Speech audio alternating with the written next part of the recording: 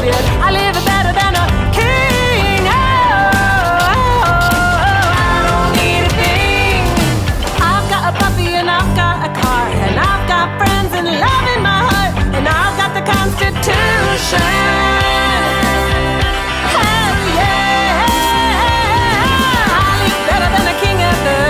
I live better than a king. Oh, I don't need a thing.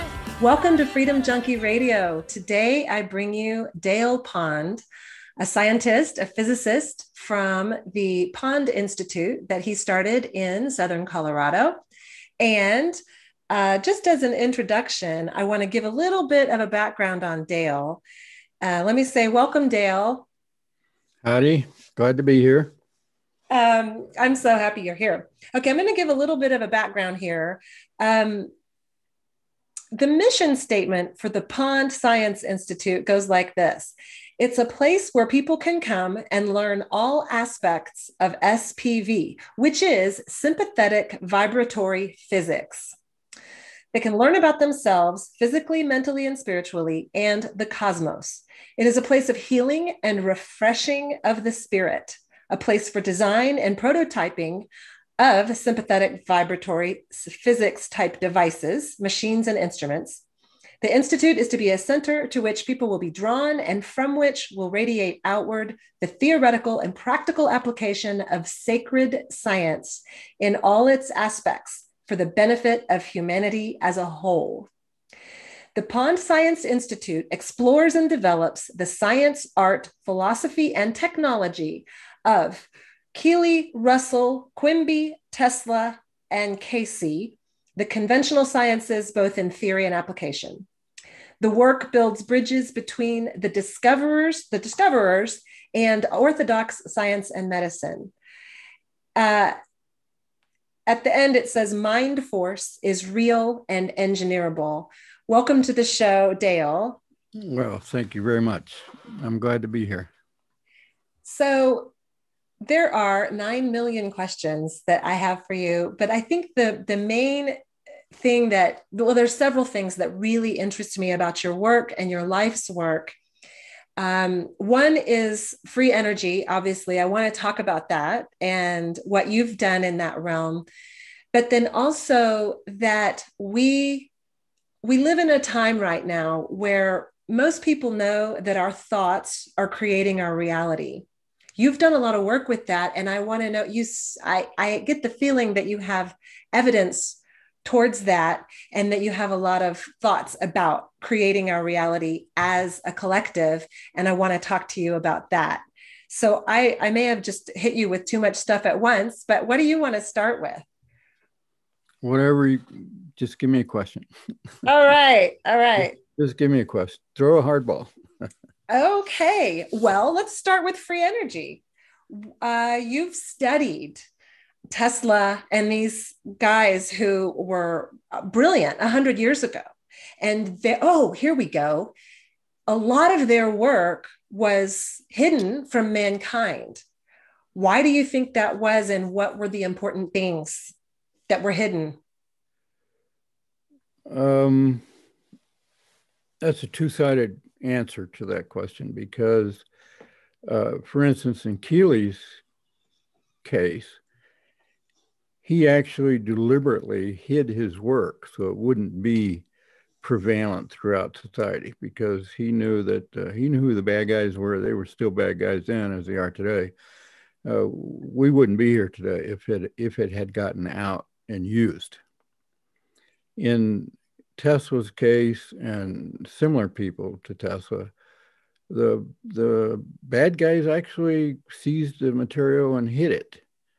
There's some question that there were good guys involved in a Tesla case where the material got, well, it depends how you define good and bad people, you know, but the material was hidden from society.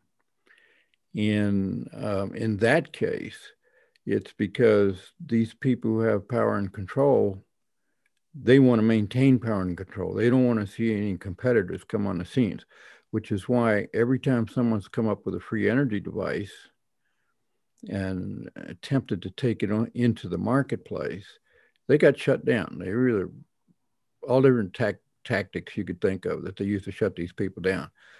And just think about it for a minute. How many, you pay a utility bill, I pay a utility bill, everybody pays a utility bill. That is an awful lot of cash flow every single month into the pockets of these people.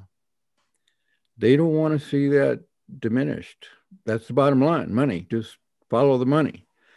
And Keely's case, he had developed a technology that's even superior to everything we got today that's publicly known about. I'm sure they got a lot of stuff, black projects and whatnot. But look what they did with the atomic bomb. It's just destruction. That's all the thing was invented for, was to kill people. Kill the more people, the more money that gets thrown at it to build a bigger bomb. They did some medical work with it and stuff like that. So some good did come out of it. But not from what I understand about Keely's work, because it's just too volatile. In some cases, in most cases, it's really, really good stuff. And we should really have it out there. And we will eventually have it out there. But so I kind of agree. I agreed with Keely, and he and his private people took his material and they buried it, waiting for the proper day and the proper people to show up to bring it out into society in a moral and responsible and ethical way. And that's what we're trying to do, trying to lay the foundation for that. Check the world out. What do you think they would do with it? If we had free energy? Well, yeah. I'm talking specifically about Keely's technology. But the free energy, I have heard from good sources that there are many free energy devices have been developed by many different people, but they've never been brought to market. It seems that's the red line. You don't cross that. If you try and bring one of these to market, you're going to get stopped. So I guess this movement, the free energy movement, is just kind of waiting until some of these bad guys have been taken out of the picture so that we can bring this stuff out. Okay, so the Keely technology that you were talking about that could be dangerous, what's that? Well, he was splitting the atom in the 1880s.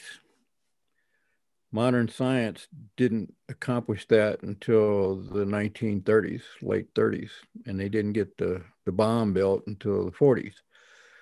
So if it had come out in the 1880s, like he was trying to do before he wised up, we wouldn't be here. Now, he's got other technologies like anti-gravity. That'd be great. But you come out with this kind of stuff, what's going to happen? The very first thing happens is the guy, Men in Black or whoever, is going to show up and says, we're seizing this out of national interest, national security interest. And the first thing they do after that is weaponize it.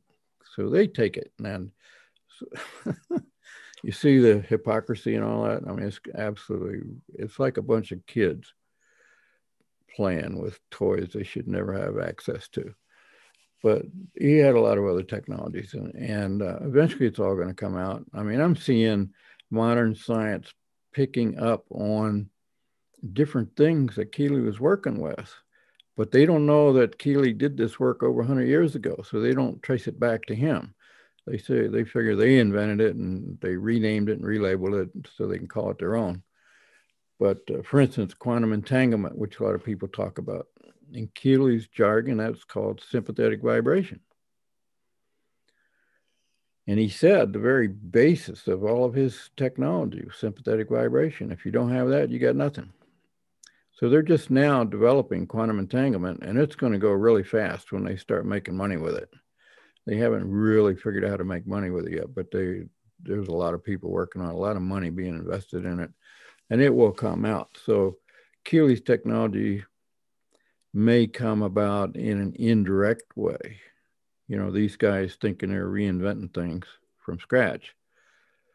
And that's the way it's probably the way it's going to go. Can you explain to us a little bit about what the quantum entanglement or sympathetic vibration, what that looks like?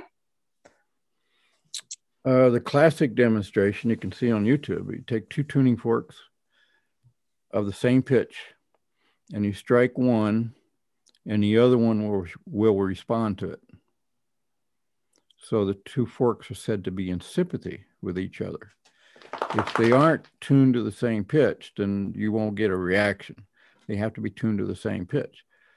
And so some of these new science people, new metaphysical people, will say, well, that's a description of love. That's what love is. Well, yeah.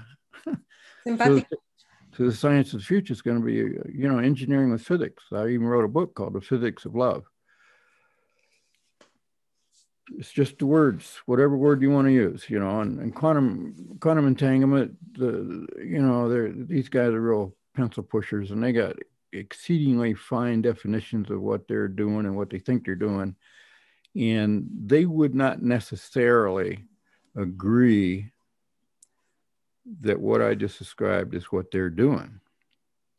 But if you step back from the nitpicky jargon that they got, and you say, well, yeah, you got a photon over here and you got a photon over there, and what you do to one excites the other. So that's sympathetic vibration.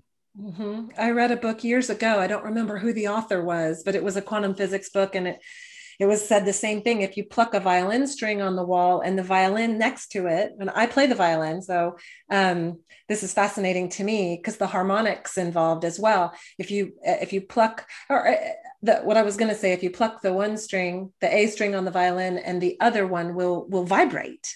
You won't necessarily hear it.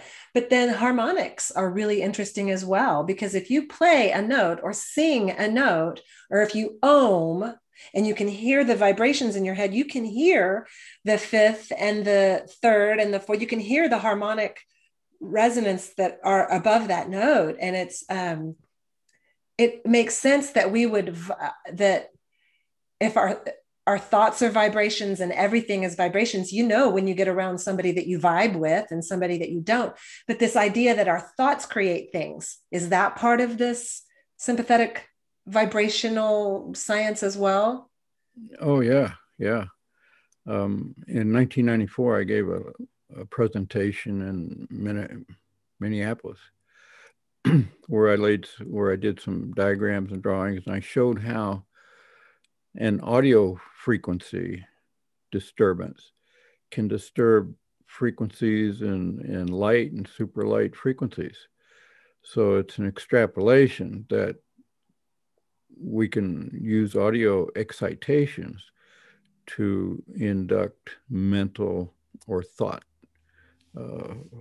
disturbances or influences. And there are countless. I was thinking this morning, I need to create a list of all these universities and research that's been going on where mind affects matter. Princeton University, Duke University, Stanford University, and just countless others have all done these experiments showing that mind does have an effect on matter. And if in your life, you've probably seen where you said to yourself, well, I wish I had X, Y, or Z. I had X. I wish I could get X. And then all of a sudden it shows up. Well, people, the negative people will say, well, that's just a coincidence. But if you do it over and over and over and over again, and you do it at will, well, then you got to say, well, there's more here than just coincidence. So we're not here. I'm not here to convince anybody who's in denial. They can live their life any way they want to. But when I see a trail opening up, you got to follow that trail and you got to know what's going on. Or else, what are you here for? You're just going to be a hypocrite. No, you got to follow your inner guidance. And I've seen so many things like that. It's beyond doubt. I mean, it's real. It's real, absolute real. And Keely said that all force is mind force. So he would engineer and build these machines where he could activate them with his thoughts. He'd draw a symbol on the wall and the machine across the room would start. And So you start digging into that phenomenon. Say, okay, how does this connect? How does a symbol in the wall connect to a mechanical machine across the room that will produce kinetic energy? And that's what I've been doing. That's what I've really been doing, especially the last few years. I've been digging really, really deep into that connection. Well, even quantum physics people, they don't admit it, and I don't know why they don't admit it, that you can't measure a quantum phenomena like an electron. You can't measure the momentum and the position at the same time. If you measure one, the other changes. You measure the other one changes. So so what is that? You can't do a measurement without thinking about it. So thought is entering into that equation, and they're ignoring it.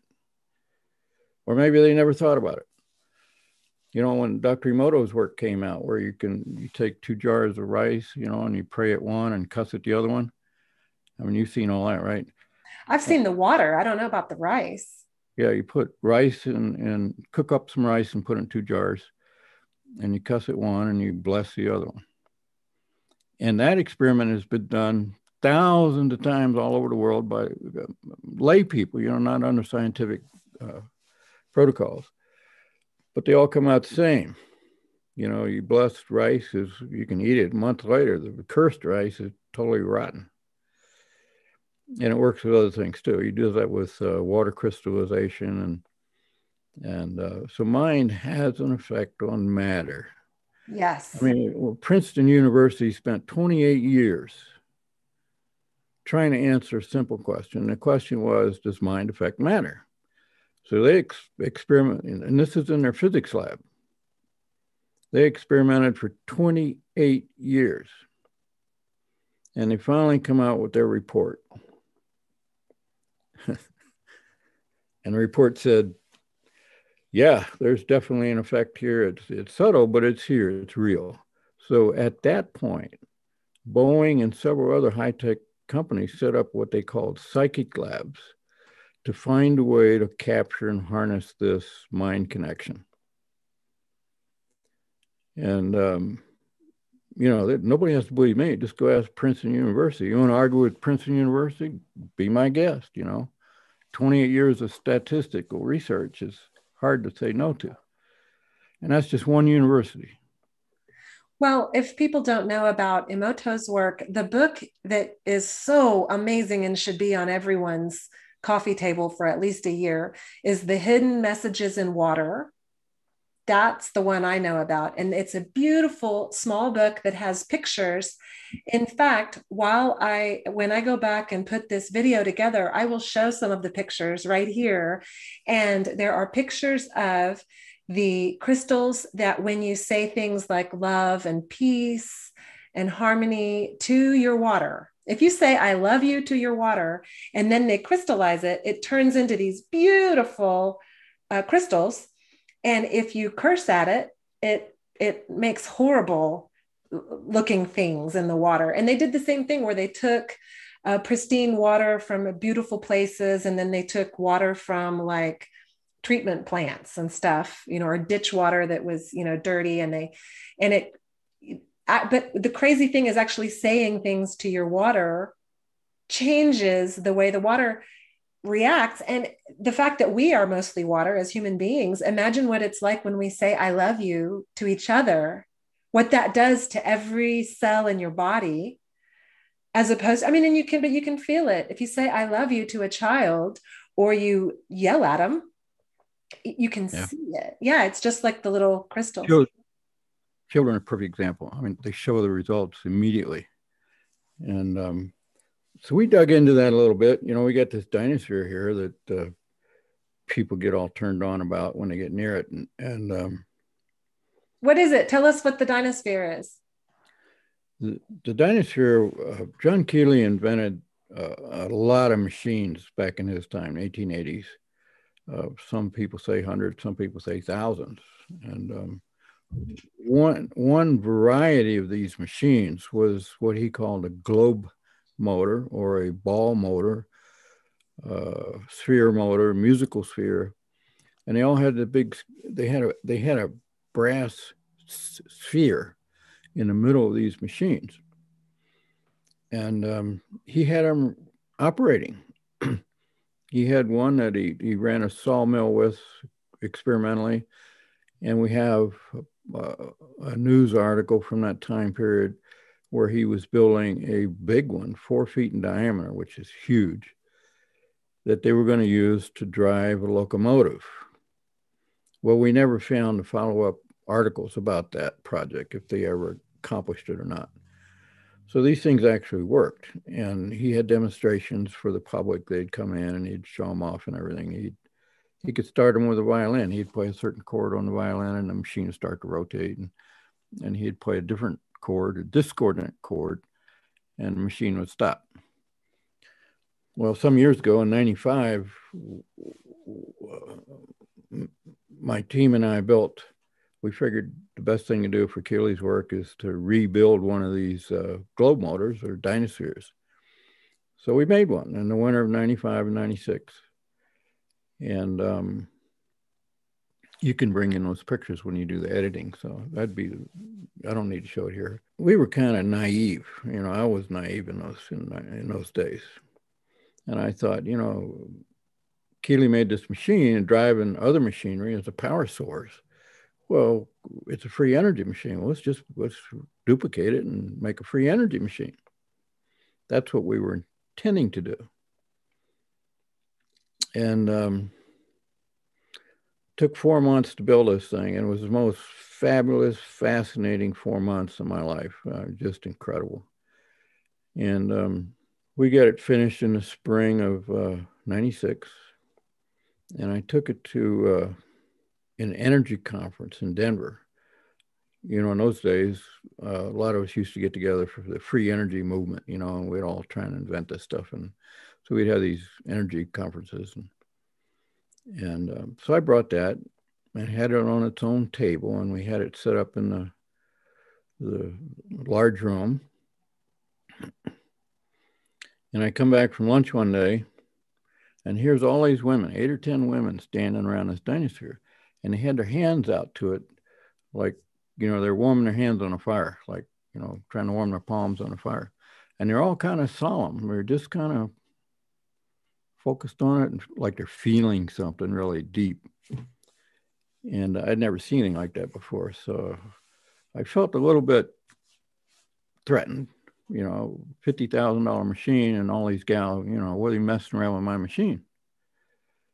And one lady spoke up and she says, "We're standing here feeling the love come off this machine."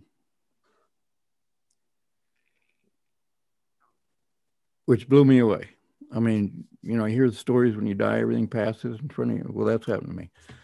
And I said, okay, to myself, I said, I'm not feeling any energy. I haven't felt any energy. I'm the guy that built the thing. I should know, I should be feeling whatever it is they're feeling.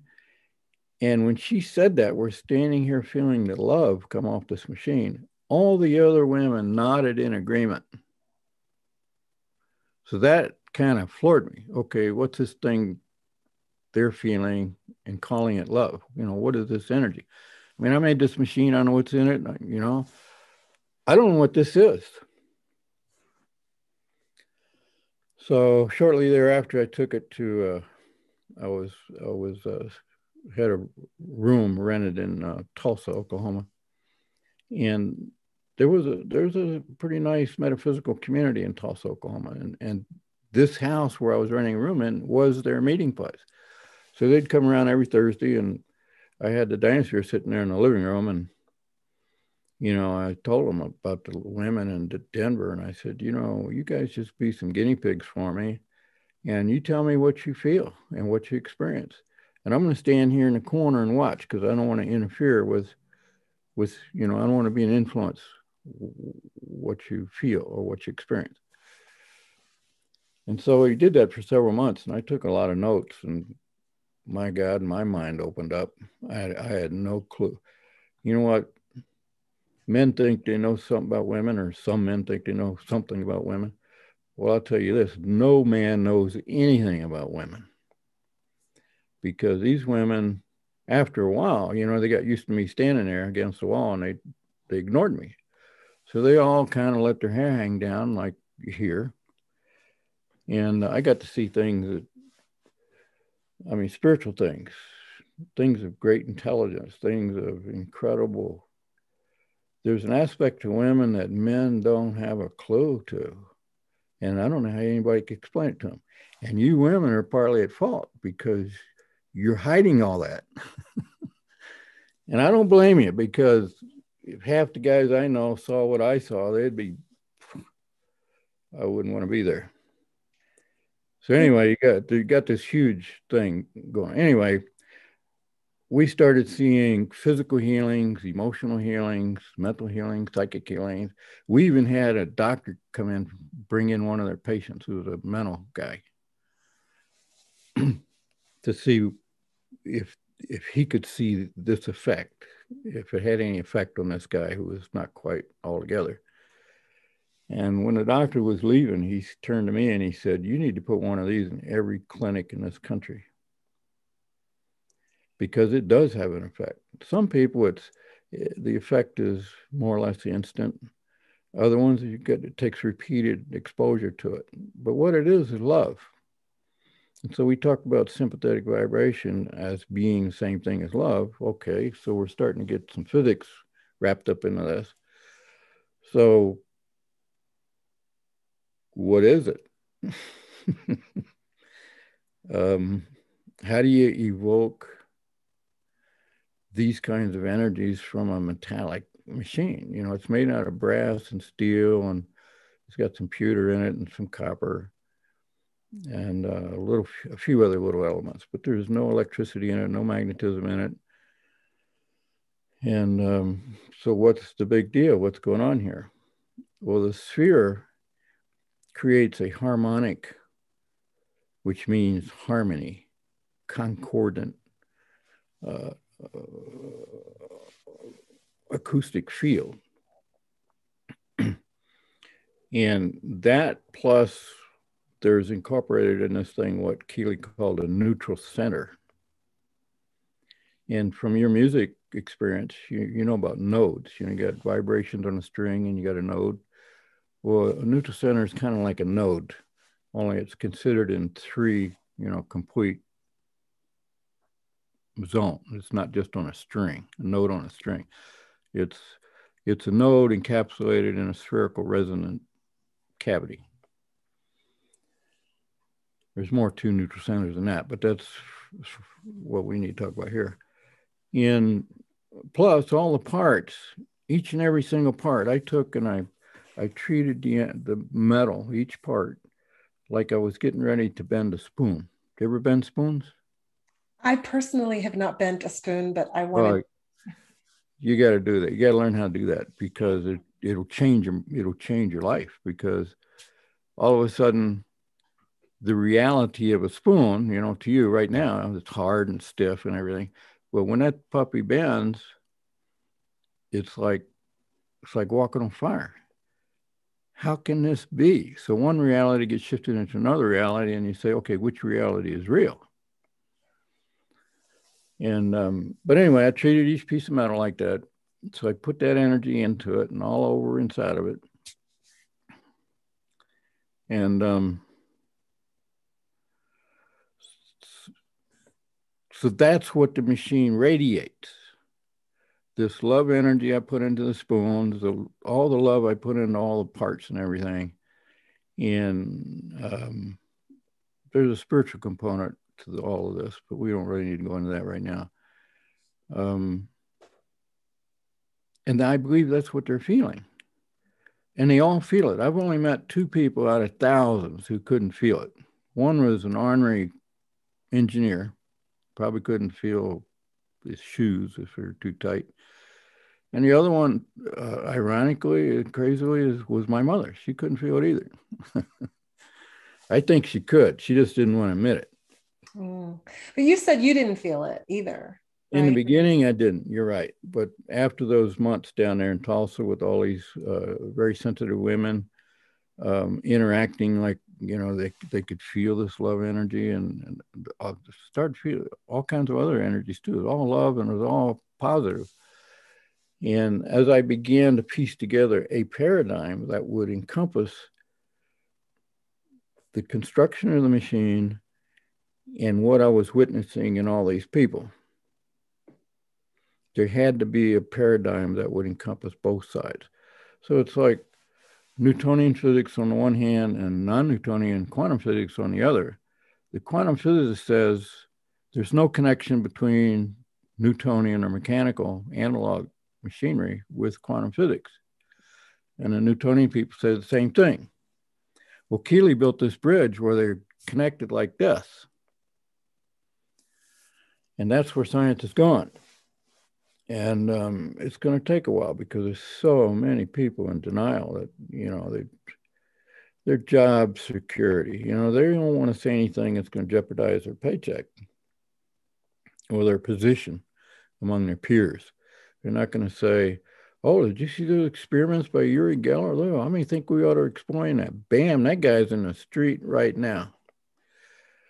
So until those old guys all die off and are replaced by new, open-minded younger people, we just got to keep plowing the field until we get it done. And it's just going to take a while.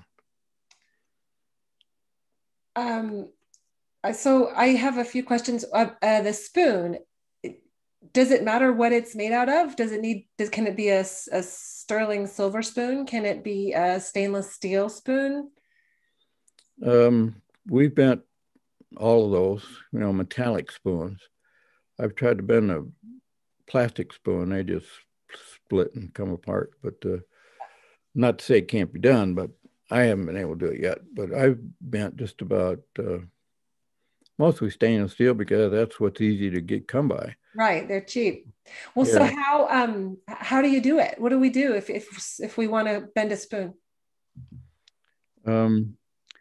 Different people have different techniques, but the one I used, which is not Uri Geller's level, I haven't got there yet. But you take the spoon and you just rub it lengthwise with your fingers. And you just keep rubbing it with your fingers until all of a sudden it doesn't say, but it's a gut feeling, intuition. You just take it and twist it like that. And if I knew we were going to talk about this, I'd have brought my collection so you could see them. But there's on the SVP Wiki, there's a page there that shows pictures of them and a little explanation of what I just gave you is how to do it, so you can learn how to do it. And young kids do it right off the bat, because nobody told them you can't. But older people, it took me 3 weeks to bend my first spoon. Okay, because I think in the movie The Matrix, they're bending them with their mind. They're holding. Right. That's what Uri Geller does, and I haven't got to that place yet. So meditation, you were talking about metaphysical communities and this connection between the physical and the spiritual.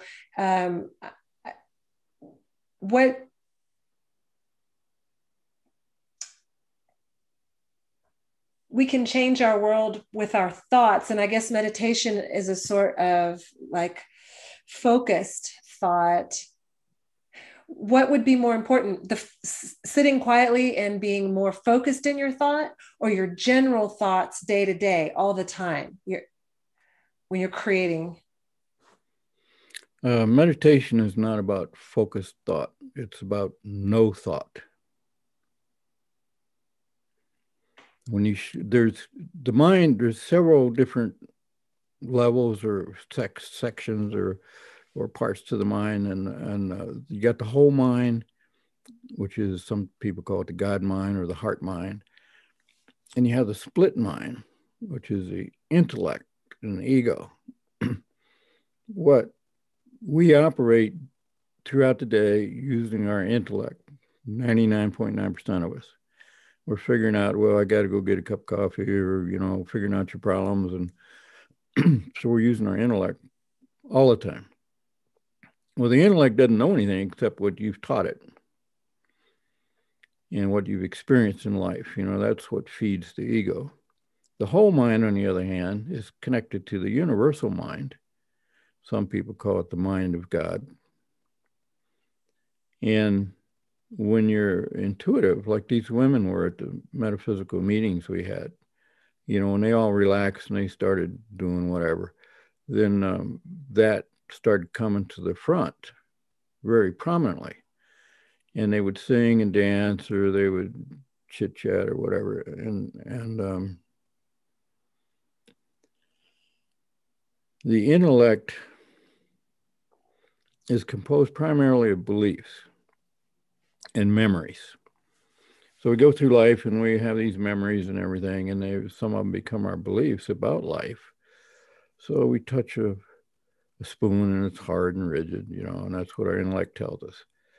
But the whole mind, if you get the intellect out of the way, says there's nothing hard and rigid about anything. So the trick is, when you meditate, you're shutting down the intellect, the thinking part of your mind, where the whole mind comes through and you're in a state of knowing instead of thinking. And the knowing mind just knows whatever it needs to know.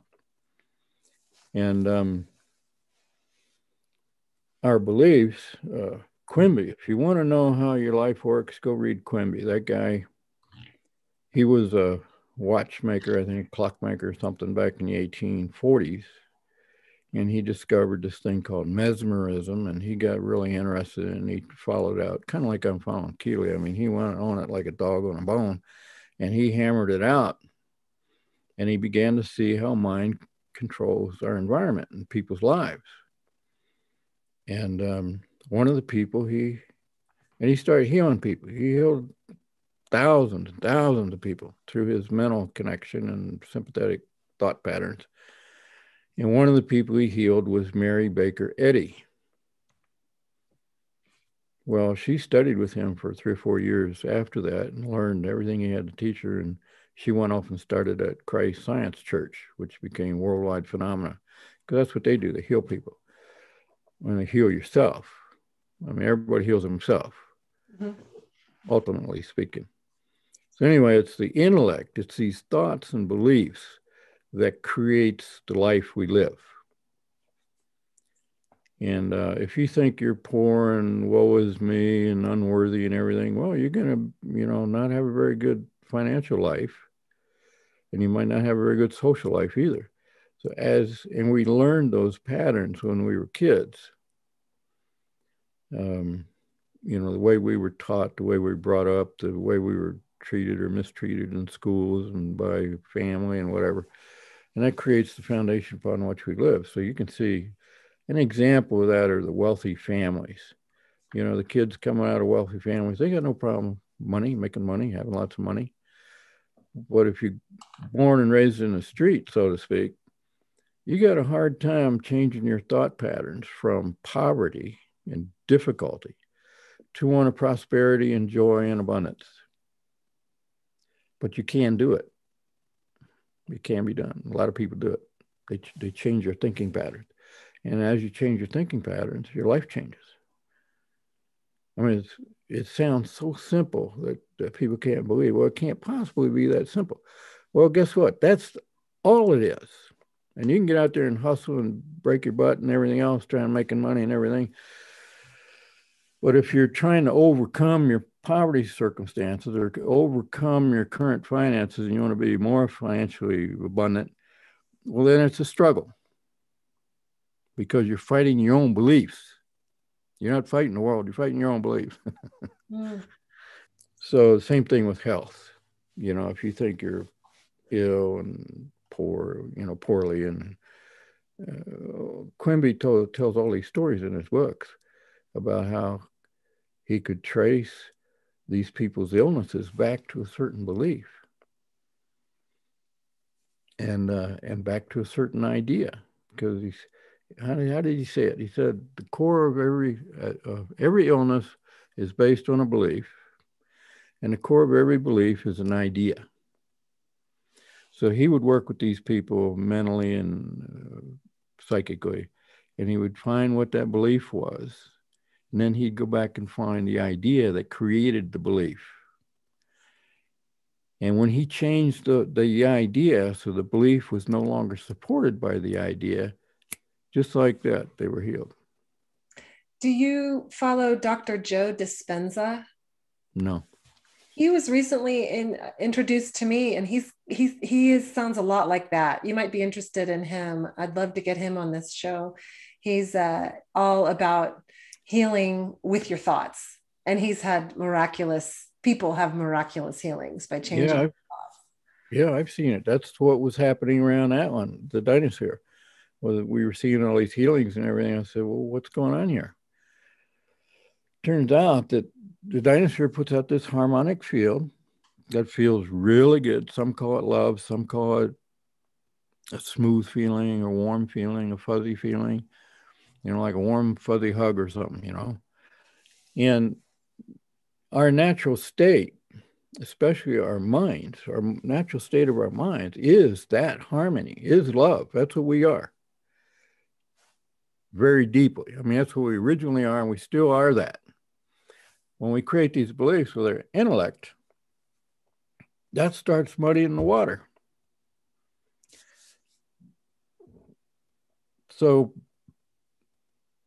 when these people were being healed, they were feeling that harmonic energy, that love energy, and their inner self says, oh, I know what that is.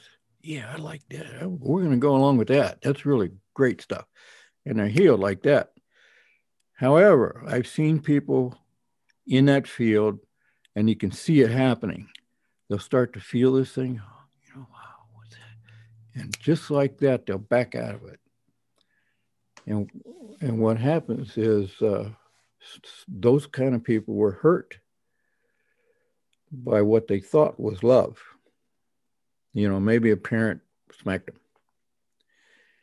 And so whenever they get near that feeling again, they're going to back up. Says, no, I'm not going there again, But if you go with it, if you kind of swoon into it and allow yourself to really feel that energy, it changes your life. I've seen so many people change their lives. And I thought, gee, I guess you should be able to put this in a bottle,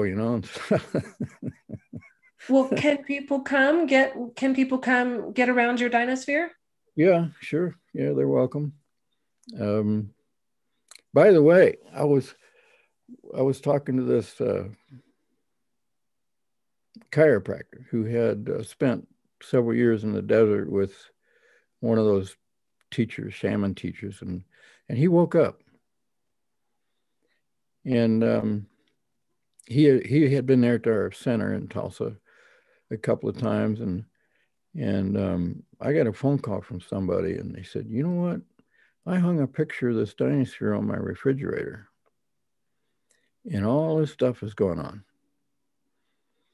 And then when the second person told me a similar story, that they were getting these vibes or these feelings off of these photographs, I called this guy, the shaman guy, and I said, told him about it and everything. He says, yeah, we're getting the same effect here in our waiting room in the chiropractor's office.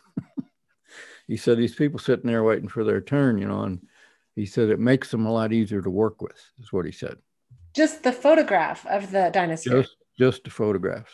Okay. Well, when I heard that, I started uploading every picture, every photograph I get my hands on onto the web so people could download these photographs all over the world.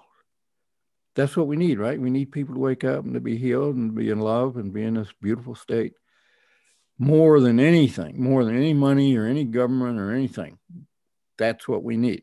And that's what these dinosaurs do.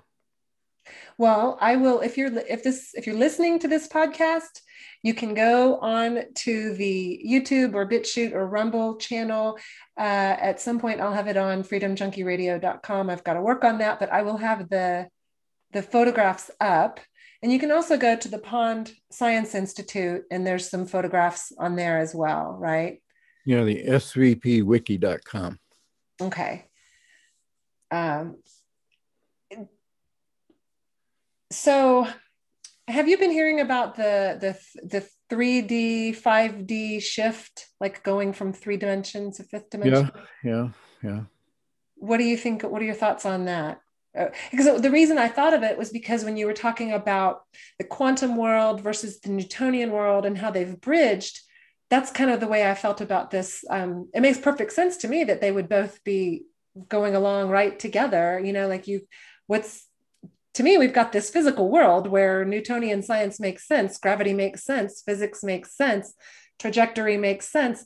But so does this quantum idea of vibratory physics, where we vibe with each other, and our thoughts create our world. And so the three-dimensional world that we live in, that we can't get away from, we're here. And then this fifth dimensional world where it's more of the hard to describe, but a feeling of love, which is what you've been talking about. I've been having very joyful feelings lately, very light. And there's certain people I get around where I vibe, and it's wonderful. And apparently there could be a fifth dimensional aspect to that. What do you know about that, or think about that?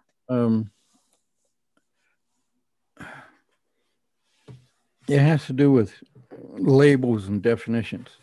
You know, the 3D world scenario that you laid out, we're going from 3D to 5D, and this is a metaphysical concept mostly. In the 3D world is this intellectual world that we're living in, where everything is the way we believe it is. And most of our beliefs are not good because we've been abused, et cetera, et cetera, et cetera. We're moving into the 5D world, which is this whole mind thing that I've been talking about, where we're awake, which means we don't really believe our beliefs anymore. We got this other knowing that we have. That's, I believe, the real interpretation of what that 3D to 5D thing is going on. We're all waking up. And when you wake up, it means you let go of your own little personal ego beliefs, and you're becoming aware of and knowing of a much greater reality. And the greater reality is love and joy and peace and constructive endeavors and happiness and everything that we, you know, all that positive stuff. And as you wake up, and many individuals are in process of doing that, millions of them right now, your world changes. The physical world around you doesn't really change per se, but it's the way you see it and interpret it that is dramatically changed.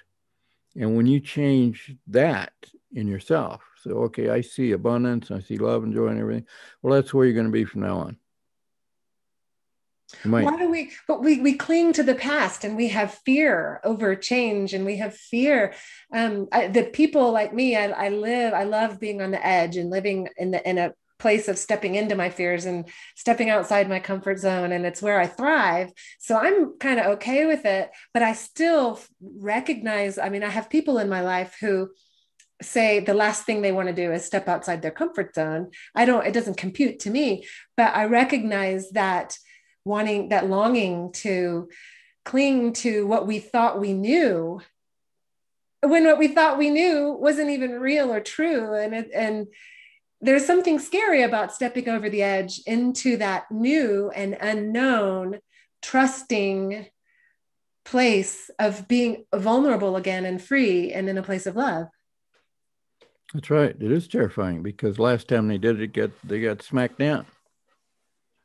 It's terrifying. In fact, the old metaphysical societies used to call that the terror of the threshold, meaning you step from this room in your old life through the threshold into a new life. And it's terrifying to do that, which is why these people who dig in their heels, they will be drugged by their spirit guides or higher selves or circumstances or whatever you want to call it, to a place where they can no longer deny that. They will, you know, you're going to have to do this. And I've seen people go through that threshold in many different ways, you know, kicking and screaming, or total joy like you're doing. And it depends on the individual, how much fear they got and how much living in the past. See, that's the ego. Living in the past is the only thing it can live in. And but we're breaking through with that, and it's becoming a worldwide phenomenon. And more and more people are starting to learn about it, and they're learning about awakening. Not that woke crap you're hearing in the streets in Portland.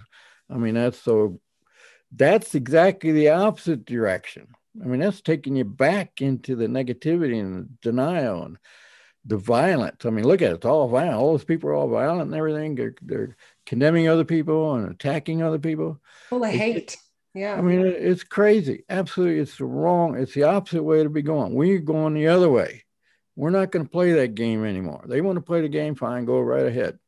But the rest of us, we're going to build a whole new universe out there. And we're going to have fun doing it. But there's a lot of the evil that owns what we're told, the media and the education system. And it's run by, I don't even know if they're human because they're so evil. And that's what's got it's got us, the whole species by the throat. And a lot of us, I mean, I have these moments where I'm just like, how are we going to break through this, whatever you want to call it, those that control the population? And it's not even necessarily our governments are puppets, I think, to more of an evil agenda. And people are waking up, but people are also fast asleep and believing the crap. And I try not to get down. I try to really be positive because I know I'm creating with my thoughts, and the positive thoughts are, I have to maintain that. But every now and then I wonder how we're going to do it. Well, all of us are doing it. It's not just you. And there's a huge movement out there, and it's been going on for a very long time to bring correction, put it that way, where we can be free to have this new world that we're building, this new universe we're building. And the old one is a paradigm of control and based on fear and blackmail and all that negative crap. And that's gone bye-bye. It's not going to be here that much longer because negativity can't reproduce itself. It just dies. But love and positivity just constantly recreates and creates, and it just goes bigger and bigger and bigger. And as long as we're holding the fort, so to speak, and keeping those high energies and knowing who you are, none of that bothers you. Okay, I'm sitting here, I watch it every day because I'm watching. I know I kind of got an idea what's going on in the background, not much, but some. And we're right at the threshold for humanity as a whole to step across into a new world. And there's those who live in the old paradigm. They don't want to give that up. They want to keep that because they had all this power and wonderful life and palaces and totally off the backs of everybody else. But people are waking up and they say, no, I'm not going to do that anymore. I don't want to do that anymore. I want to go to the beach. I want to have a good time. I want to feel this love thing. I want to know more about what that's about. And the whole world is moving that direction. So they're just simply walking away from the old game. So who are the bad guys going to run and control if everybody's just walking away? So they use all these fear tactics like this COVID-19 bullshit to make people afraid so they don't walk away. But love abates all fear. And when you start learning what love is, fear just disappears. It's not there anymore. There may be concern, you don't want to walk around nasty neighborhoods and stuff. So, you're not afraid, but you don't be stupid anymore either. Yeah. What are some things that we can do? What if someone's listening to this and they want to move in that direction of a more loving environment, a more loving world that we can create, because we're creating it all, where there's far less suffering? What can people do? Well, some things they're going to sound like tough love or something, but you're not responsible for the world. We're only responsible for our lives. It sounds a little selfish, but it's true. You're only responsible for your own life. And if you got kids or something, well, that's your part of your life, so you take care of that. But Um, it's if you fix your corner of the world, your little tiny corner, or you're sitting on your couch right there, you fix that, and that part of the world's fixed. So if everybody fixed their corner, it'd all be fixed. And by their corner, you mean themselves. Themselves, right? The Themselves. corner, the world you find yourself in. Fix yourself. Work on yourself. Okay, I can't really relate to another human being until I can relate to me with love. Because if I got anger and angst and everything else inside of me and I try and associate with somebody, that's what they're going to get. It's like a dinosaur sitting there, radiating love. And that's all it's doing. It's not jumping up and down and anything. It's just radiating love. So deep meditation helps too. In fact, that's one of the real tools. So when you start letting go of the intellectual fears, because that's all it is, the intellect can only deal with fear. It only has fear. And as that abates away through the deep meditation and your constant use of positive thinking and positive associations with people, let go of all the negatives, just turn your back and walk away. Don't get in a fight with them. That your life starts taking on this thing called peace. Just be peace. That's the best suggestion I've ever had, was just simply be peace. You don't have to do anything. In fact, you can't do anything to be peace. You just allow yourself to be peace. And out of that comes all this love energy and everything else. Why? Because that's what you really are. And you've gotten rid of all the discords that you've been broadcasting all over the place. So those start dissipating and everything. What do you got left? Love and peace. I mean, it's when you go through all this stuff and you think about it and you dig it down right down in the nitty gritty, it gets so incredibly simple that nobody believes it. And they think they got to take a pill, or they got to do this long, arduous journey, or they got to read 10,000 books, or they got to go to 4,500 workshops. And no, all you got to do is be peace. And that means taking control of your thought processes so that they don't run you around the circle all the time, which is what they're doing right now. They say, no, I'm not going to think that anymore. That served me well when I was growing up. I don't need that anymore. And I don't need that thing over there either. And you just start sorting this stuff out and you chuck it all away, and because it's not doing you any good. So get rid of it.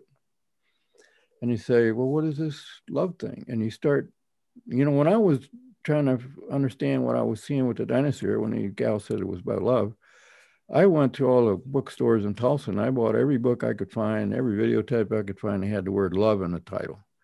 I mean, respectful stuff, not the crap stuff. And because I want to know what love was. They were all talking about it, but I didn't have a clue.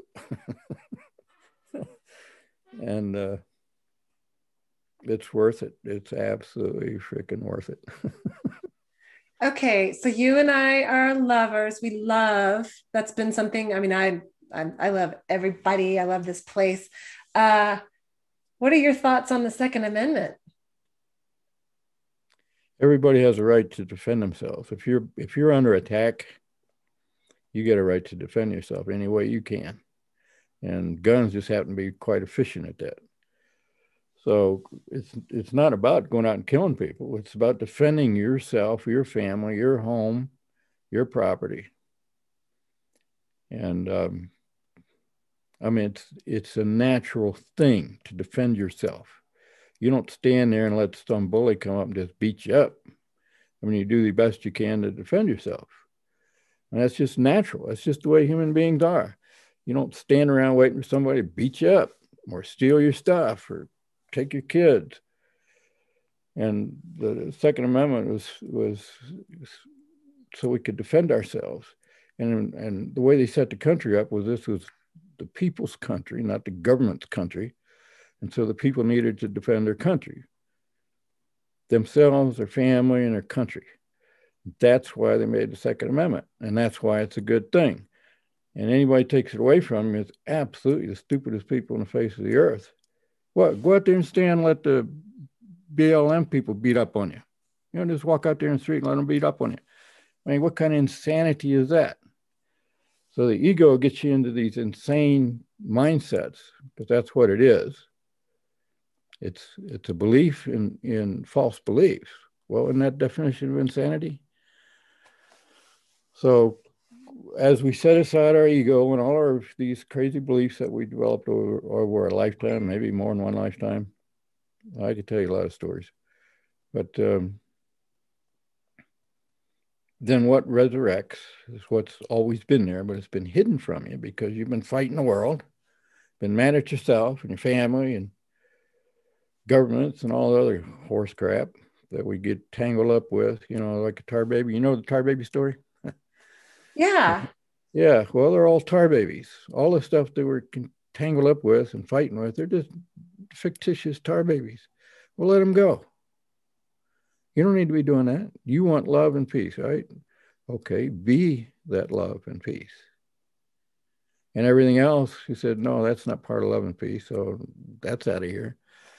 And it takes time for some people, most people, it takes time to let go of those because that's our reality. You know, those beliefs are our contrived, self-made realities.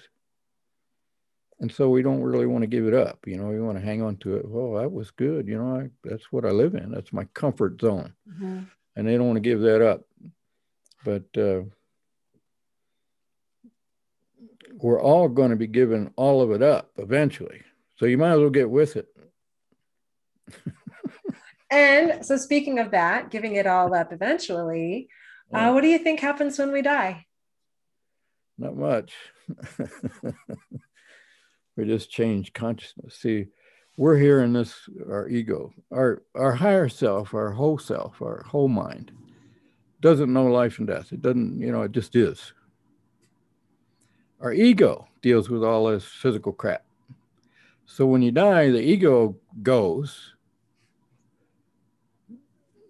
It's like a two-edged sword. You know, you live your beliefs. So if you believe in all this crap, that's what you're living in. I mean, look here in my office. You know, there's all the stuff I work with every day, and that's my reality. And when you die, it's just a shift of consciousness. It's just a change in consciousness. Of course, you give up the body because, you know, whatever. You don't need it anymore. You don't want it anymore.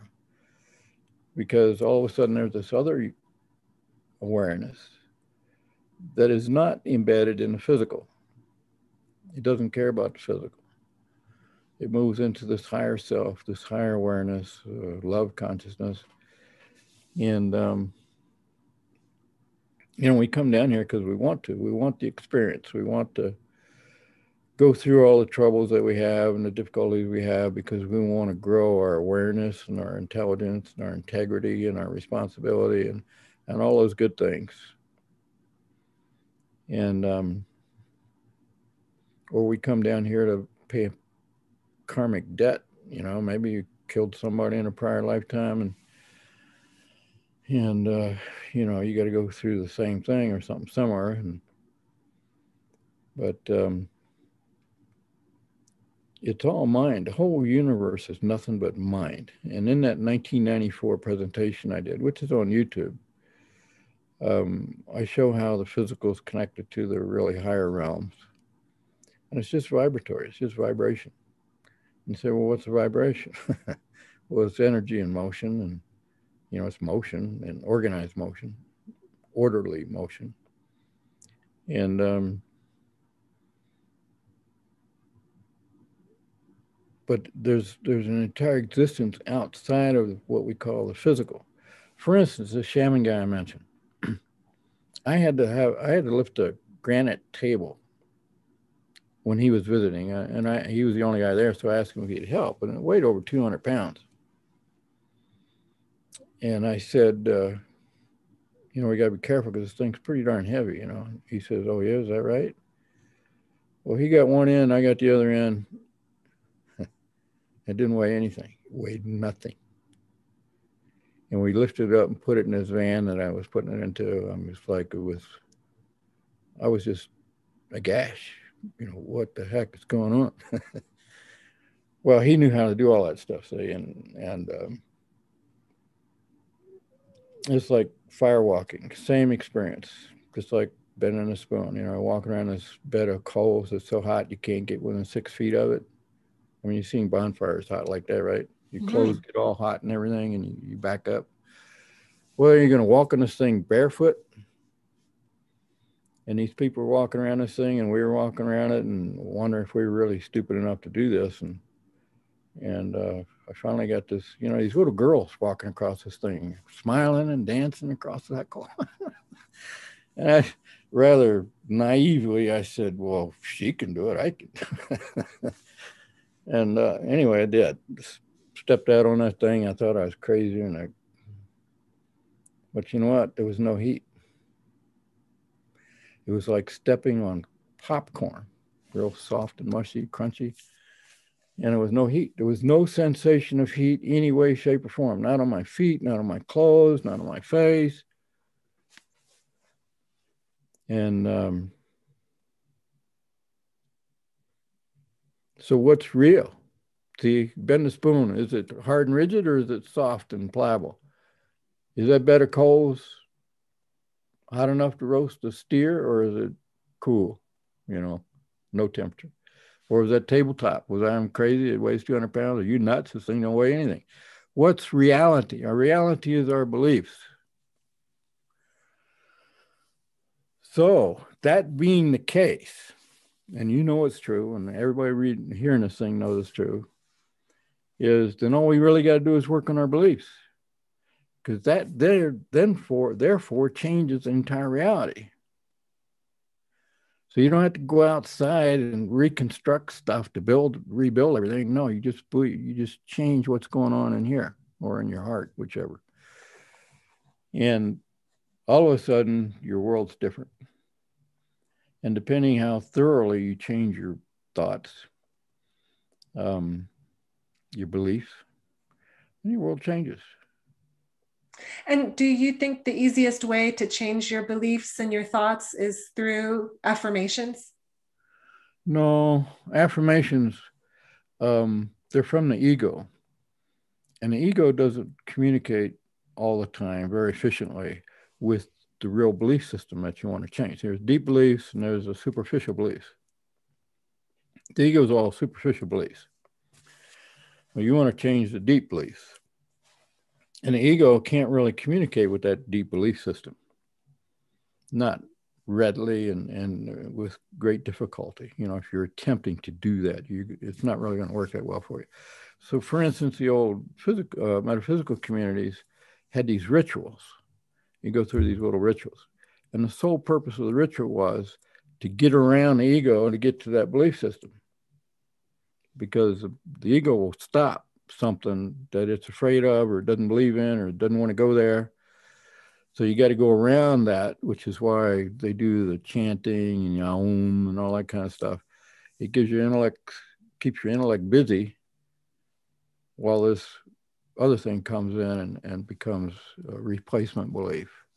Okay, like if you wanted to believe that the world is a safe place, or that's a good one, for example. So there's people out there who really don't. Or if you wanted to believe that you're safe or you're healthy, or that you're loved. There's all these deep beliefs that we need to have. We need to think that this world is a safe place and that we're loved and that we're healthy and that we're abundant. Mm-hmm. That covers it. Or, you could, that some people are like, oh, I can't sing. I was like, well, if you say you can't sing, then you can't. There's nothing you can do. So if you wanted to change one of these deep beliefs, and so you're mentioning metaphysical communities and chanting, what would one do? Depending how far along you are, let's assume you're not along at all, but you just heard about this possibility of changing your life by changing your beliefs. Well, where do you get started? There's a million YouTube videos, maybe a million. There's tens of thousands of books and I got something to recommend. You got to make the decision that you want to change. And this is a resolute decision. It's not just, oh, I want to change. No, this becomes your mission in life type of decision. You're going to do this come hell or high water, and nothing's going to stop you. And you go to the end of the earth to accomplish this. And when you have that kind of mental attitude, then you will succeed. But if you're just wishy-washy, or you're inundated with the television blaring away all day long, or whatever noise in your world interferes with that, you have to get quiet, and you have to seek it out, seek these things. And the answer, the books and the workshops and all that stuff are like reminders, or like flagposts, or like the stuff coming from the outside. But the real awakening comes from inside. And so those are like all reminders and everything. Well, look at this and look at that and look at this other thing. And all you're doing is waking yourself up. You're not going to memorize all these books, and you're not going to memorize all these workshops. They're like little triggers that trigger these little mini awakenings, I call them. Get one here and one there, and oh wow, look at that, or I didn't know that, and it just starts to grow and grow, and it becomes an excitement, like you have.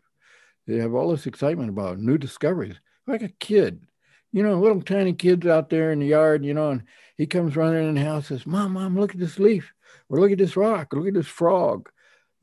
Everything is new to them. They don't have any preconceived notions about it. So it's all exciting. It's all new. It's all wonderful. And that's what we got to do. Everything in life's got to become new and wonderful and exciting again.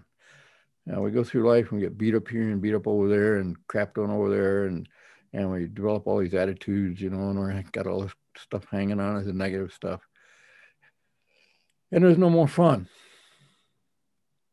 So you say, well, I might as well just check out. I've been through this, been there, done that a dozen times, and I'm done. Well, your life is gone, because the only thing that builds the life is its excitement that these kids have. Oh, look at this new thing, that next thing. I call it an adventurous life. Your life has to become an adventure, one after the other. And if you're going to be doing something and it doesn't look like an adventure, well, look at it as though it is an adventure. Oh, what's going to happen when we get this done? Or what's going to happen as we go through all this? We go through all this and do these things. And you are in control. So take control. I want an adventurous life. I want to know what's new and exciting. I've never been to Timbuktu. I mean, that's a good example. Wouldn't that be a great adventure? I mean, middle of Africa, supposed to be the end of the world type of deal. Or whatever, anything. I've never been to Hawaii. I've never been, and look at them as though they're exciting adventures. I was out building a fence here last summer, and man, I didn't want to do that, because I just, digging post holes. It used to be all parking lots. It was really, really hard digging.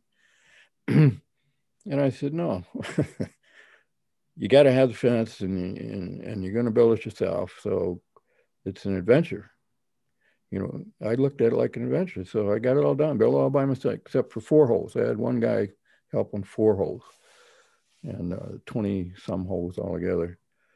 And got it all done. And so something that was really ugly and hard and difficult, and man, I don't want to do that. Jeez, crimey. And no, hey, this is an adventure. You see how it changes? So you're saying, a person look at themselves and say, well, I got all this crap and everything, and they get all depressed and despairing, and they don't know what to do with it. Well, what would it be like if I did that? Or what it would be? Turn it around to a positive thing. And if the first one might be really, really difficult to do. But as you do them, they become easier and more exciting, and it just becomes, oh, great, yeah, let's go do all this stuff.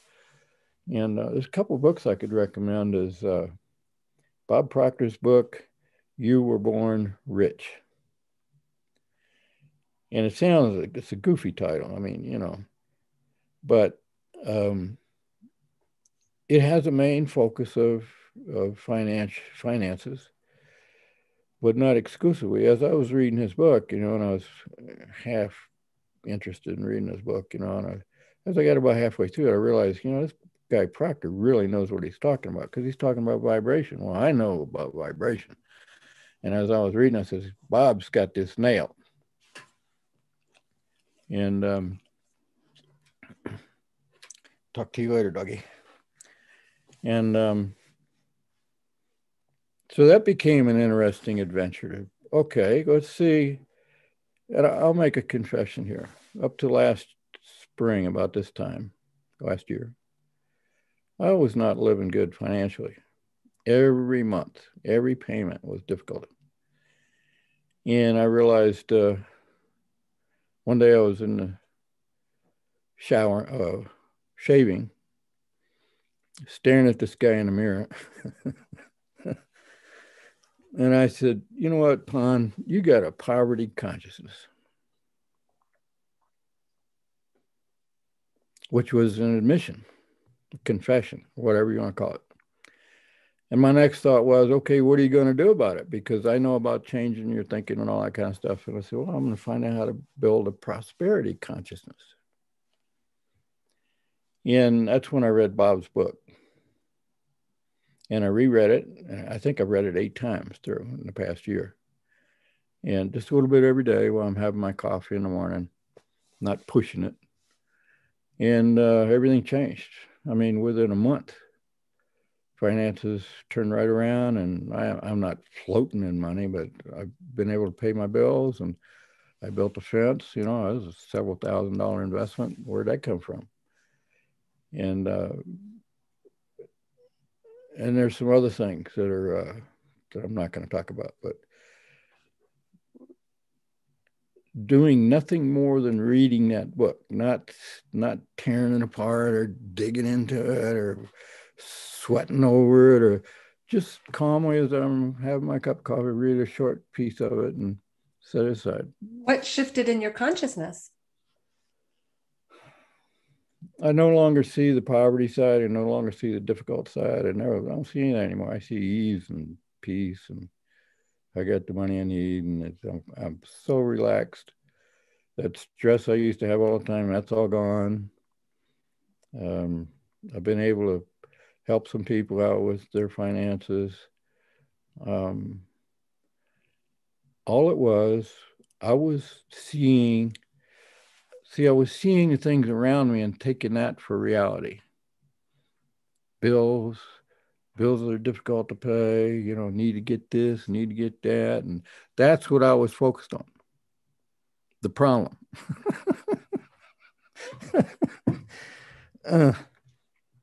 It's not a problem. It's not a problem when it's not a problem anymore.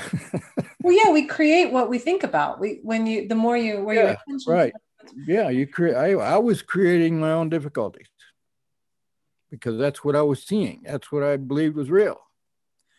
And when I realized none of that's real, okay, what is real? So I did a what do you call it? An affirmation. I created an affirmation. I am wealthy, very, very wealthy. And words to that effect. And when I was walking a dog every morning in those days, before I built the fence, which is why I built the fence, I was walking the dogs 6 or 8 times a day. And I'd be doing this affirmation. And I would say it not just, I am wealthy, super, super wealthy. I'd say, I am wealthy. Yeah, resolute to make it real. If you're just wishy-washy, keep walking that dog, because that's all you're going to be doing. So you got to make it real, and you convince yourself that it's real. I'll give you an example. When I was at the Metaphysical Center, pretty near every morning, this lady and I would walk.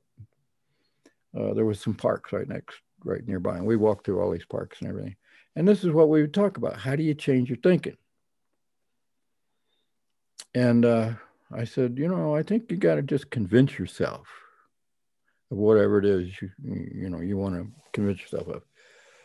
So I started saying it, and a big topic in those days was awakening. Wanted to awake, and get away from all this petty crap that we live in. I said, no, I want to wake up. see the light and all that good stuff. So I start saying, I'm awake with great conviction. And about the sixth or eighth time I said that, bam, just like that, man, I was in nirvana or heaven or whatever you want to call it. And so it proved to me that in that instance, that you can convince yourself of a new reality if you want to. Yes. You got to want to. You got to have that desire. You know, Walter Russell talks about desire as one of the most powerful forces in the universe. And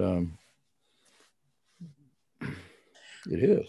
I mean, if you don't want something, I mean, you know, just sit there and let the bad guys beat up on you because you disarmed yourself, because that's bad. You can't defend yourself. You know, wake up. We got to all wake up. Stop being stupid. I'm going to do that. I'm going to say I'm awake. I'd like to share it wasn't a book I read. It was actually a CD series that I listened to. Are you familiar with Brian Tracy? Absolutely. Yeah, Brian Tracy's Psychology of Achievement was like that for me. I listened to it probably half a dozen times over years, and the changing, like for instance, the abundance. I am so abundant in so many ways, even when it wasn't financially. I'm abundant in friends, or I'm abundant in music, or I'm abundant in just uh, helpful people in my life, or abundant. And if I focused on that abundance and just, I am so abundant. The day I realized I'd never go hungry was a big step in my financial abundance too, because I realized, you know what? There's no way, if I wanted a sandwich, if I was hungry, if I walked up to somebody and said, could I sing a song for you for a sandwich? I get the feeling they would feed me. And so I had that moment where I took a deep breath and went, I will never be hungry. I'm okay. I'm abundant. And as soon as I started that, then the abundance just started like falling in everywhere because I believed it. I had it, my shift in my belief. So you made the shift. And it's like I did. I mean, it's a total life-changing shift, by the way, not just money. No, you can do it with health. Changes everything. Yeah, it changes everything. So this, I am awake. I thought I was awake. So it won't feel like a lie when I'm saying I'm awake. I'm awake. I'm awake. I'm going to try that one. Let's see. You said you had a couple other books. I would love to know what other books you would recommend. And the other book is Dialogue on Awakening by Tom and Linda Carpenter. Dialogue on Awakening. Okay, I will put all of this in the show notes, the books that we've recommended for sure. And Dialogue on Awakening will tell you more about how life works than pretty much any book, except the next book. Christ returns and reveals his truth, something like that. And it's written anonymously by this lady who spent 40 years learning to be awake to the extent that she could communicate clearly with Christ consciousness. And I mean, when I first read that book, I said, my God, this is the book we've all been waiting for. And a couple years ago, you couldn't find a copy, you couldn't buy the thing. And but somebody did a scan of it. So there's PDFs available. You just search around for Christ Returns and get the PDF. And that book's written in 9 chapters or 9 books. And if you had, let me put it to you this way, if you had a chance to talk to Christ, what would you ask him? Well, that's what Tom did in his Dialogue on Awakening book. And this lady, she wasn't really asking questions of, well, maybe, but so he dictated this whole book through her. And, I'm not a novice in these things. And when I read that book, like I said, this is the book we've all been waiting for. And it's about life and everything. Now, if you want to know about science and all that kind of stuff, we'll go to the SVP Wiki. There's nothing like it anywhere. There's 10,000 entries. I think if we printed it out, it'd be 20, 30,000 pages. And, I spent my life combing the literature, the old literature, the intermediate literature, everything I get my hands on. It had anything to do with vibration and what this connecting link is between mind and the physical and who did what, where, when. And I put it into there. And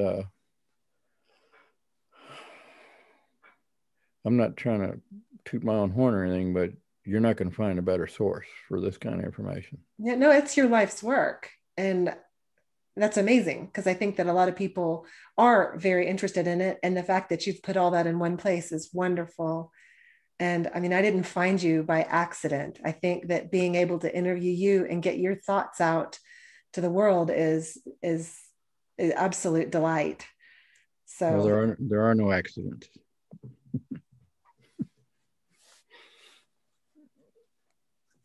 There are no accidents. There's no coincidences. It's all, I'm not going to say it's all rigged or run by fate or anything like that. No, it's our minds are powerful and they create our lives that we're living right now. I mean, how did you get the place you're living in and you got all the stuff around you, the furniture and everything? I mean, you did it. You did that. And I look at this place I'm all in and everything, and I think, oh my God, I did all this. So we're getting ready to do a lot of changes around here, by the way. well, the next time I interview you is going to be there in, do you say La Junta? La Junta? How do you say it? La Junta? La Junta, Colorado. And I want to come experience your dynasphere and see where you live and your science institute and feel it. I want to be there. So. Okay, you're welcome to come. Yeah, you're welcome to come. Just let me know when you're coming so I can accommodate, I'll make sure I'm here and everything. Oh, I'll let you know. I'm not going to just show up. Now, you also make colloidal silver. That's a healing liquid that I know about. I got a hold of some from the friend who introduced us, and it healed my infected toe. How long have you been making colloidal silver? Well, I think from 96. And it's not a true, we made this stuff. And in order to put it on the market, you got to be able to label what it is and everything. And the nearest thing I could come up with that people would recognize is colloidal silver. But it's not a true 100%, certified colloidal silver. It is a colloid and it does have silver in it, but it's got a lot more than that. We're building this dynasphere based on love and everything. Well, can we put love in a bottle? That's what we did. Now, I can't advertise that because I can't prove what love is to the satisfaction of the eggheads in the legal profession. But that's what we did. We put love in this thing. Well, on the label, it says all kinds of stuff like love and yeah. I'm not looking at it right now, but it's a beautiful label, just like with the hidden messages in water, which is pretty much what it is. You've infused this water with all the healing properties you could possibly come up with, I suppose. I didn't know that until just now. I'm really excited. I've been drinking it too. So. Oh, good. The only thing it heals is self-love. Nothing else heals. Now, all these chemicals and everything that we've all been using are, they ameliorate symptoms so that your body can get comfortable, so they can get back to peace. And when it's back at peace, it's healthy. When you shut down that intellect you're beating yourself up with and everything. You got some nasty belief in there. You're maybe not even aware of it. That's starting to eat on you and everything. And it's all mind. If you simply be peace, everything changes. I can't say it any simpler than that. Most people won't go along with that. I don't give a damn. I found out what I found out, and I'm trying to share it with people. We got a dynasphere that does it. It's simply peace. It's just peace, love. I mean, with synonyms, right? So when you bring that into your own life,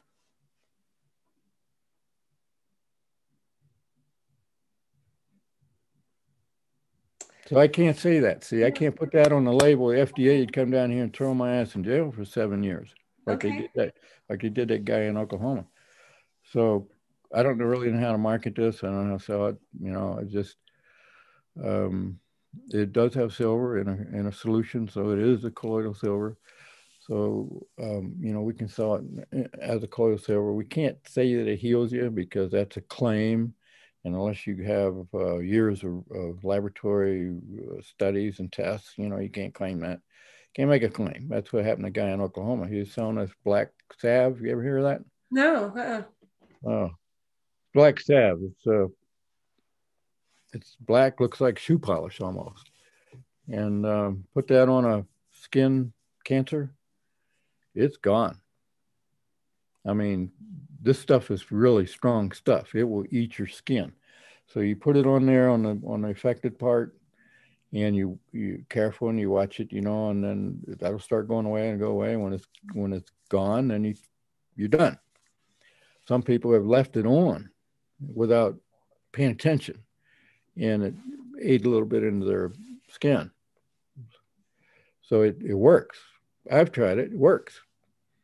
And this guy, he was an Amish. I think they were Amish making this stuff. And he had on his label. Well, they wanted to shut him down. They went to him and he changed his label and he updated his stuff and he did everything that they asked him to do. And they still threw him in prison for 7 years because he had these unsubstantiated claims on his label that this cures cancer. Well, it does cure cancer, but he didn't have a laboratory proof to prove it. So the FDA doesn't care about your health or well-being. They only care about people who make claims, what's written on a label. I mean, you could have anything in that bottle at all. When you think about it, we got this crazy, insane government out there. But so I'm trying not to make any claims with it. I've seen a lot of testimonials like yours right there, and even more so, and because of the nature of the way our system is, I really don't know how to market this. But you can order it off my website. Okay. You said self-love is the thing that heals, and I taught my young son to say this. When I say I love you, he says, I love me too, mommy. So instead of saying I love you too, he says, I love me too. So I think we all we all need a good hefty dose of that. And like you said, looking after our own corner. And Dale, this has been phenomenal. I can't wait to talk to you again. And is there anything else you can think of that you'd like to leave people with if they've listened this far? It's all going to be good. I mean, there are millions and millions of people waking up. There's tens of thousands of videos being made just like this one. I mean, there's a lot of people out there who know what I know and know a lot more than I know, and they're all sharing this. The greatest boon to humanity has been the internet, where we can do this. You're in Texas, I'm in Colorado, and we're doing this, and it's going to be shown on the web where anybody in the world can see it. So this is a time that we're all waking up. The real knowledge of the universe is made available to us by people like me, Bob Proctor, the guy you mentioned. I can never remember him. Brian Tracy. Brian Tracy. And those guys are like avatars. They've come down here and they've got this wisdom that won't quit, that big tall guy that does these workshops and everything. And the knowledge that we've all been looking for is now pretty much available through the web one way or another. And it's just going to get better. It's going to get better and better and better. You know, when I started that wiki, I only had one page. Now we got over 10,000 entries.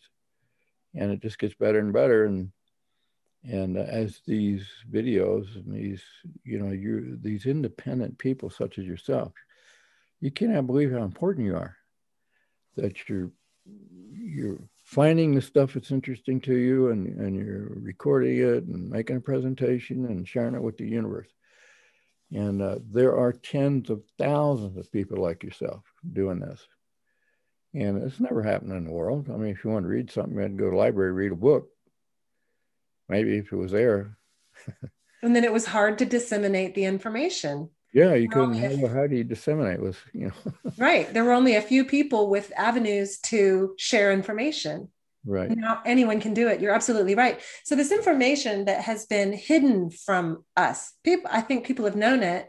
People who've been controlling the world have been able to manifest what they want in the world. But now this idea that I think the main knowledge that we've come across is that our thoughts are creating our reality. Would you agree that that's the main thing that we know now that we didn't know?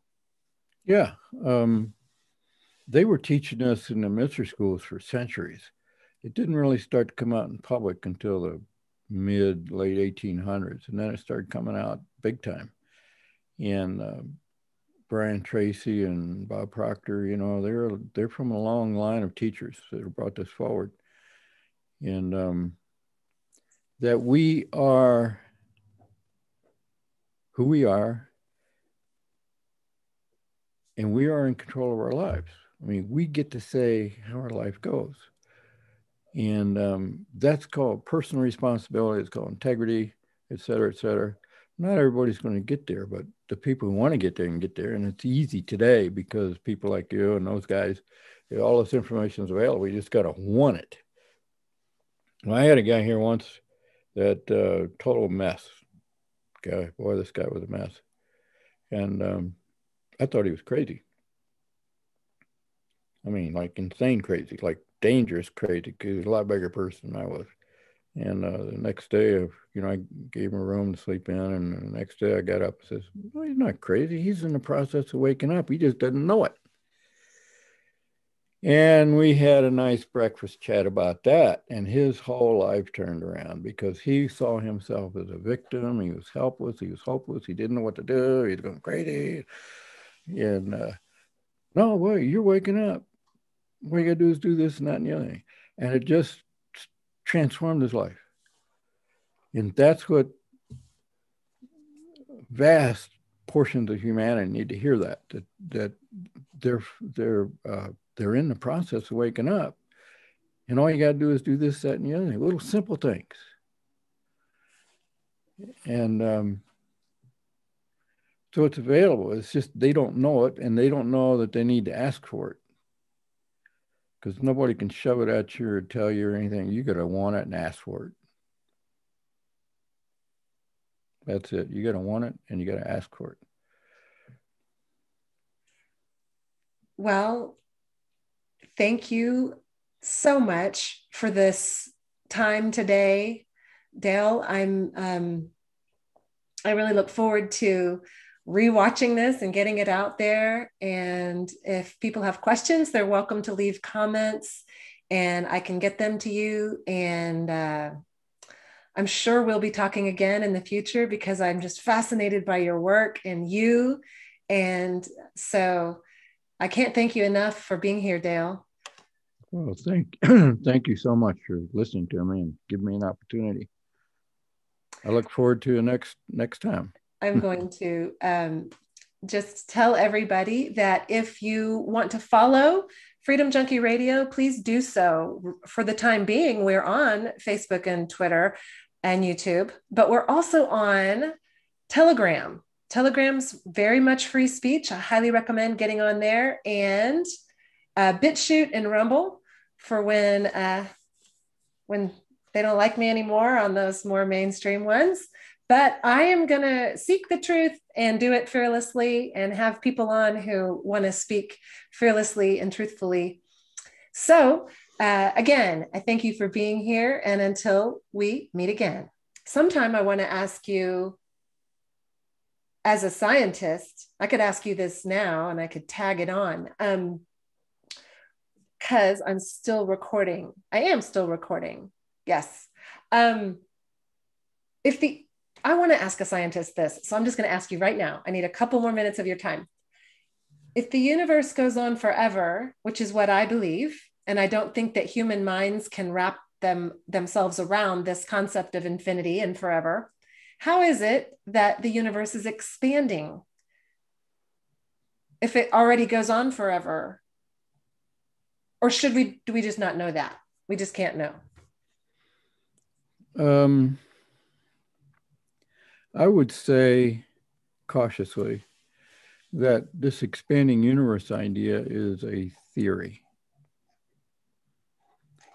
They don't know that for sure, 100% for sure. I mean, based on redshift and all that kind of stuff, it's okay, based on our science, our physics, we deduce that the universe is expanding. But they haven't measured anything with them. They don't know absolutely 100% for sure. We start getting into cosmological questions like that, and there's a lot of questions, and we don't have answers for. If it's expanding, what's it expanding into? Well, see, that's what it seems. It seems a little arrogant for us to think that we can say the universe is expanding. Well, you think science is not arrogant? That's their greatest failing, by the way. Their number one failing is they are arrogant in their beliefs.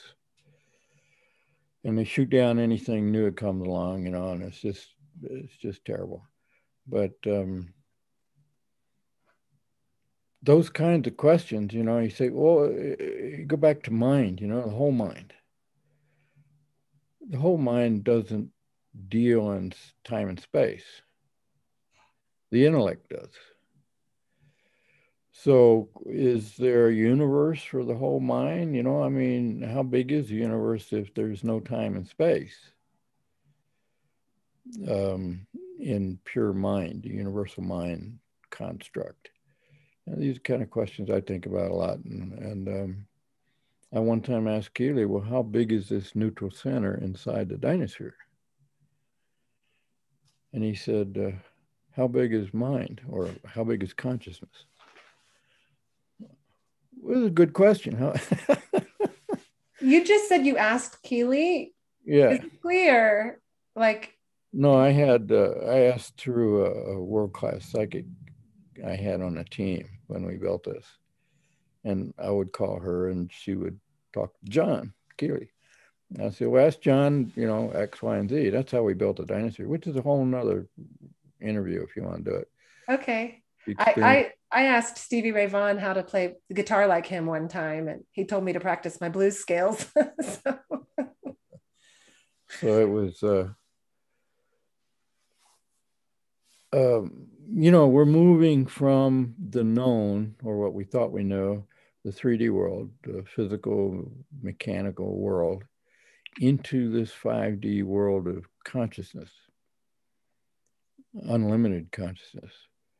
And it's not new to our inner selves, our real selves, but it's new to our intellects. And our intellects are just wrestling with these ideas and concepts. And I mean, Facebook, and I mean, there's thousands of people wrestling with these similar questions. And when you're out there stepping on that bed of coals, you're in an altered state, even though you didn't do anything to get into an altered state. Not consciously, you weren't intellectually, okay, I'm going to get in this state. No, it just became a new state of mind. And when you're a state of consciousness, and when you're step out on those hot coals, and